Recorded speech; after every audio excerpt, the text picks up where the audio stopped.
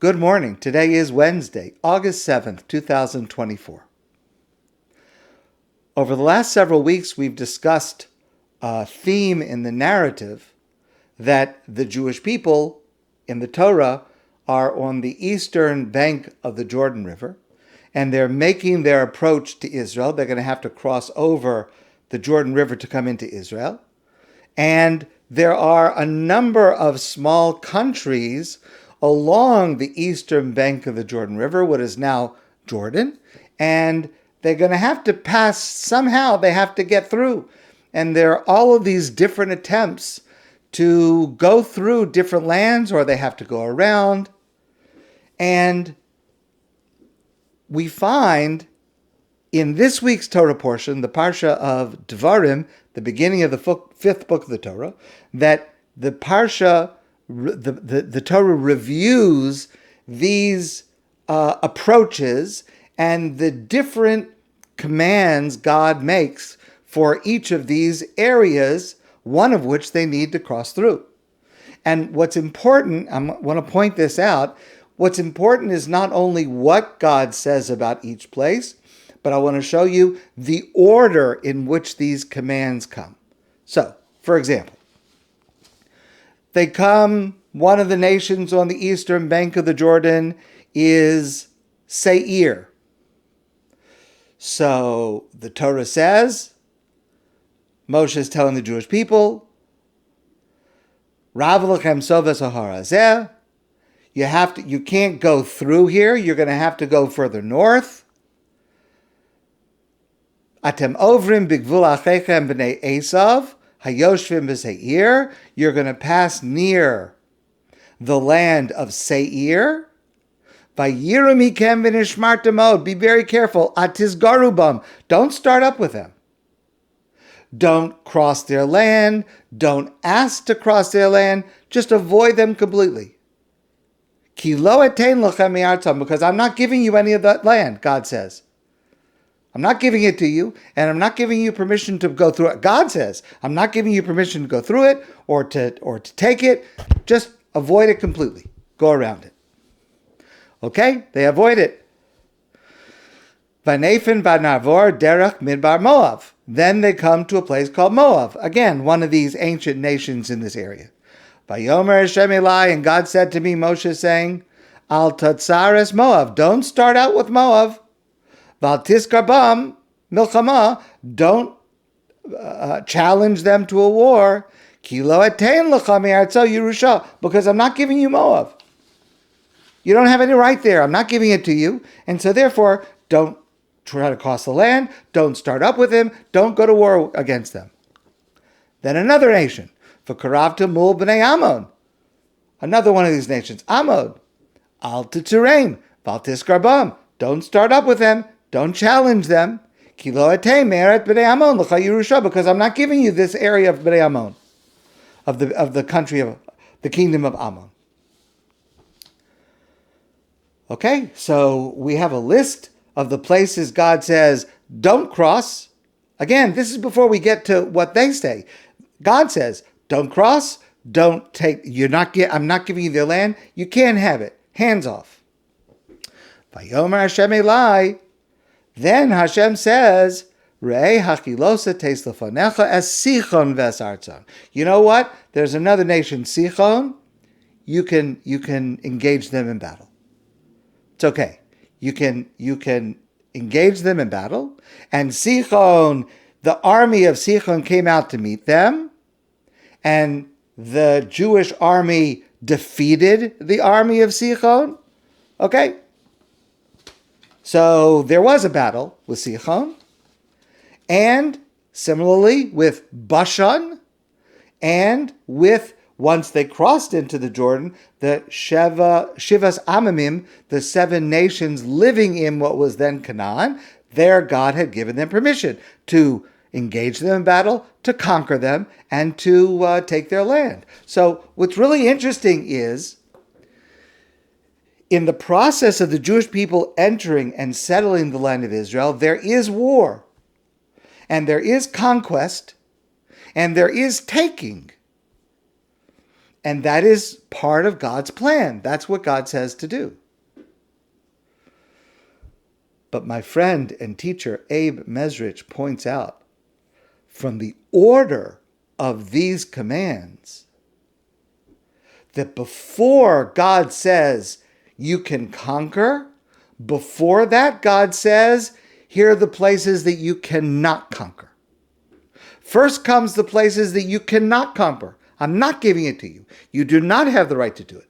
Only after that will be the places, yes, these you can conquer. These I'm giving to you.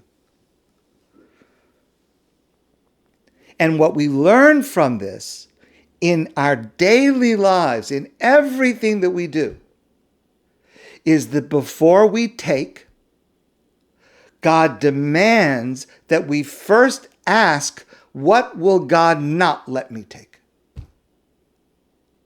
In other words, we must know there are limits. There are things that I can take, but there are things that I cannot take. This is one of the most fundamental lessons of the Torah. It is at the very, very beginning, the first command that God gives to Adam and Chava, Adam and Eve in the Garden of Eden. The whole garden is yours. Every tree, every plant, everything there is for you. There's just two trees. The tree of life, the tree of knowledge. You cannot have from that. You cannot eat from that. Can you imagine? I mean, I can't visualize what Gan Eden, the Garden of Eden, looked like, but there certainly were lots of trees. There certainly were lots of fruits. Can you imagine if Adam and Chava decided, you know what we're going to do? We're going to do this in an organized manner. Every day, we're going to try 10 new fruits.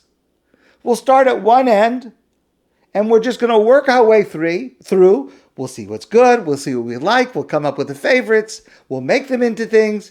Every day, we'll try 10 new things. How long must it have taken them to reach, to need those two trees out of all the trees that were created? I mean, I would imagine if they were doing this in a systematic way, maybe it could have taken them, I don't know, decades till they got to those two trees. Oh, no, Hashem says we can't have it. But somehow, out of everything that was there, that's the first thing they ate. That's the first thing they didn't understand. God said, and how small a limitation is that you can have everything in the world except these two trees. But somehow Adam and Eve, I don't think that those two trees were so much more delicious than every other that they just had to have them. But they just didn't get the idea that there are things that God says you cannot take. And the first question I have to ask before taking anything is, what does God not allow me to take? This is fundamental to what it means to be a Jew, and it's fundamental to what it means to be a moral human being.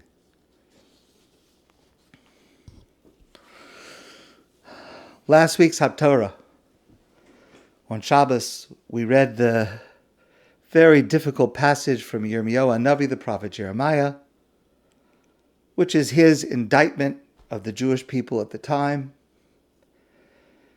And we need to pay close attention to the crimes, to the sins that are repeated by the prophets as to why God is so angry, that leads to the Churban, that leads to the destruction and the exile.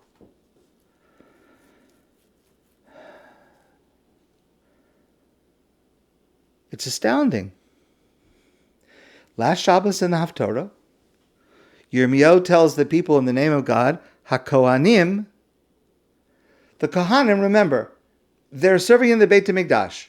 They're the holiest among the Jewish people. They're doing sacrifices. They are offering sacrifices and rituals, and they are seeing miracles happen. Flames coming down from heaven and consuming. All the miracles that are happening in the Beit HaMikdash, the Holy Temple in Jerusalem. And they're involved in the most spiritual activities. HaKohanim lo amru Aye Hashem. The Kohanim, the priests, They don't say, where is God? The Sofsei HaTorah. Sofsei HaTorah means those who grab hold to the Torah, those who are holding on tightly to the Torah, those who love the Torah, not only observing it, but observing it with enthusiasm and alacrity and care.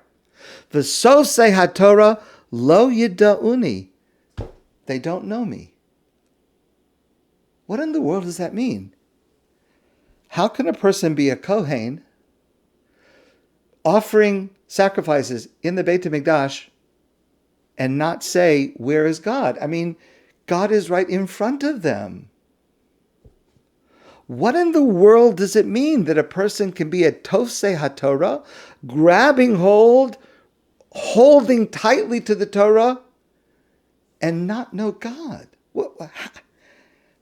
How do those things coexist? What does it mean?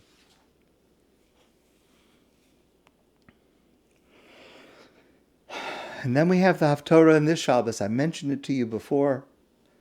This is the Haftorah, always on the Shabbos before Tisha B'Av, from Yeshayahu Navi, the prophet Isaiah.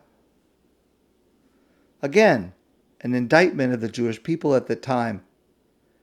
The indictment that led to the Churban, the destruction and the exile.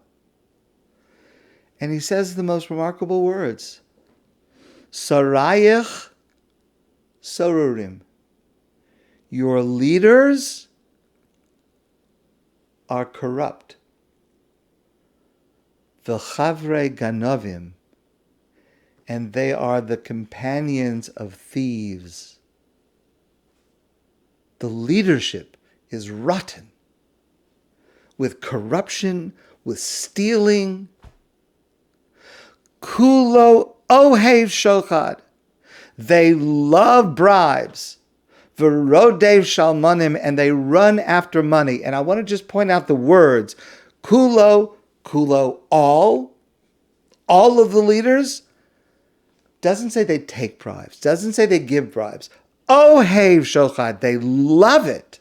They love distorting justice.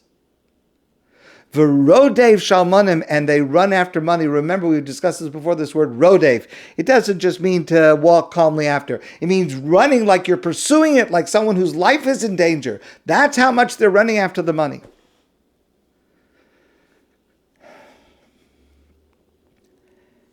And we have to think to ourselves, how much, to what extent this is applicable to us today? So many people we see appear to be religious Jewish people, and somehow they manage to fool themselves that somehow they can be religious, they can appear to observe Shabbos, appear to serve God, and that can coexist with dishonesty, with corruption.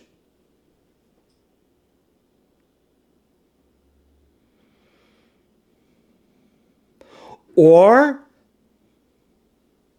they can tolerate others who do this. Not necessarily do they do these terrible actions themselves, but they see someone else doing it and they say, oh, it's not so bad. At least they're doing it for a mitzvah. At least they're doing it. At least they're a religious person. But the prophets are telling us that that's not the way it goes. The prophets are telling us it cannot be ignored. We cannot take whatever we want. Even if we think we're doing a mitzvah with it, that makes it worse. We've discussed this before. It makes it a chilul Hashem, a desecration of God's name. And then this coming Tisha B'Av, on Tuesday morning, we read another Haftorah from the prophet Yirmiyahu Navi, the prophet Jeremiah. The famous words of Yirmiyahu. Mi ha'ish ha'chacham v'yavein esos. Who is a wise person who will be able to understand this? Al ma avda ha'aretz. Why was the land destroyed? Why did we lose Jerusalem? Why were we sent into exile? Why was the Beis HaMikdash destroyed? One has to be really wise. And even if a person is wise, it may be hard to figure out. Vayomer Hashem. And so God says, I'll tell you. Al azvam es torasi, because you forsook my Torah. You ignored my Torah. What does that mean exactly? I mean, were they learning Torah? Were they doing mitzvahs? I mean, it does appear that they're learning Torah, they're doing mitzvahs. What does it mean that they had forsaken the Torah? Listen to what our rabbis in the Talmud says. It's amazing. Rabbi Yehuda Rav. Rabbi Yehuda says in the name of Rav. What does it mean that the people had forsaken the Torah? And we'll see how applicable this is nebuch to us, and we need to fix it. What does it mean? A wild comment. She'ein mevarchim b'Torah tchila. They would study Torah. They were studying Torah, and they were doing mitzvahs. But they didn't make the bracha first. They didn't say the blessing. We get up in the morning, and before we do anything, we make several blessings. And one of the blessings is, one of the brachos, Baruch atah Hashem Elokeinu melech haolam. Blessed are you, God, King of the universe. Asher kidshanu b'mitzvosav. You sanctified us with your commandments. V'tzivanu lasok b'divrei Torah. And you commanded us to engage in the study of Torah. Like any mitzvah, before you do it, you have to make a bracha. Before you put on a talis, you make a bracha. Before you eat matzah, you make a bracha, etc., etc. Before you study Torah, you make a bracha. Says the Talmud, what does it mean that the Jewish people had forsaken the Torah? Don't know. They were learning Torah. But they didn't make the bracha first. I have to ask you. I mean, because they didn't make the bracha, that's it? That's the whole thing? That's what brought about the destruction? The destruction of Yerushalayim, the exile of the Jewish people for 2,000 years? What's the big deal? You didn't make the bracha, but you're still learning Torah.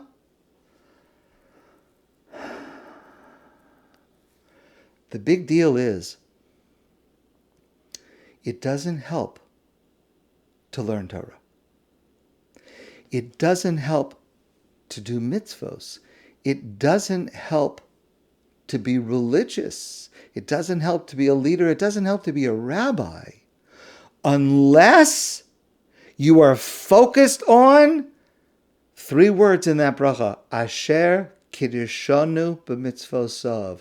God, you sanctified us with this commandment. And unless we are saying those words, and not just saying them, but we are incorporating them into our thinking, Judaism is not just about learning, observing rules. A person just eats this and doesn't eat that, and they do this and they don't do that, and they read this and they don't read that. That's not Judaism. Judaism is all of those things utilized to becoming holy, utilized to coming closer to God. A person who just sits down and learns Torah, okay, it's intellectually interesting. It's fascinating. Anybody could be interested. A person, I don't know, likes matzah. There are people that like matzah, so I want to eat matzah. It tastes good. I like it. That's not the mitzvah. That is tovsei HaTorah. You're grabbing onto the Torah, but you're not asking, what is it supposed to do for me? How does it bring me closer to God? If you're not asking, where is God? The action is not bringing you closer. It's got to be Asher Kiddushanu b'mitzvosav.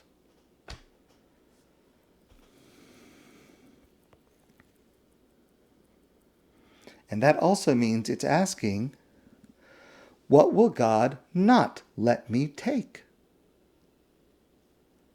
It's knowing there are limits. The Haftorah on Tisha B'Av ends with nechama, with words of consolation that are so, so important to us. But again, just think about the phrasing of what the consolation will be. V'ashiva shavtayach k'varishona, God says, I will return your leaders the way they used to be before, the way they used to be earlier, when people were sincere, when people did try to become more holy, when leaders were not corrupt and did not take or love bribes, when there was authentic leadership. Vashiva Shavtaya Kvarishona Vioatzaya Kvatchila, and your advisors will be like they used to be before, who would give good advice, who would teach people to be moral, who would show people not to do the wrong things and not to take what is not theirs. Acharei Kain. After that, Yikari Lach Ir Hatzedek Kirya Nemana. After that happens, you will be able to call to Jerusalem the city of righteousness, a city of faith. Zion b'mishpat tipadeh. Zion will be redeemed with justice.